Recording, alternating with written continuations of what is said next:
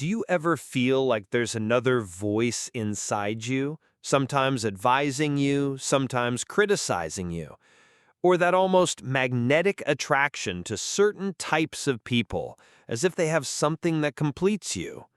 What if I told you that, according to the master Carl Jung, we all carry an other gender within our psyche, an inner figure that deeply influences our relationships and even our creative capacity?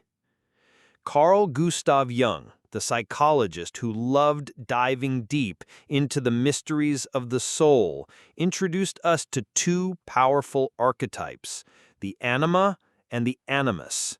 Simply put, the Anima represents the feminine within a man's unconscious, and the Animus represents the masculine within a woman's unconscious. Hold on. We're not talking about literal gender or sexual orientation here, but about psychic qualities, energies, and potentials that, in many cultures, have historically been linked more to one sex than the other, and that we all need to integrate to become whole human beings. Where do these others come from, and how do they surprise us? These inner figures don't just appear out of nowhere. They are partly shaped by our early experiences with opposite-sex figures in our lives, our mother, father, siblings, first crushes, but they also carry a universal archetypal weight coming from the depths of the collective unconscious, with all the images and expectations about feminine and masculine that humanity has accumulated. So, what's the problem? When we aren't aware of our anima or animus, we tend to project them outward, especially onto our romantic partners. You know that overwhelming passion where you see the other person as the perfect embodiment of your soulmate? Often, Jung said, it's your anima if you're a man or your animus if you're a woman projected onto that person. At first, it's magical, but over time, the real person, with their flaws and qualities, starts to show, and the projection doesn't hold. Then come the disappointments. You're not who I thought you were. And here's Jung's trick for deeper, more mature relationships. Stop looking for your anima or animus outside and start recognizing and integrating them within yourself. For men, integrating the anima means developing their often repressed feminine qualities, sensitivity, intuition, the ability to emotionally connect, to care, and to relate deeply. For women, integrating the animus means developing their often neglected masculine qualities, logical thinking, assertiveness, the ability to act in the world with focus and direction, and the courage to defend their ideas. When we do this inner work, we stop putting the responsibility to complete us onto others.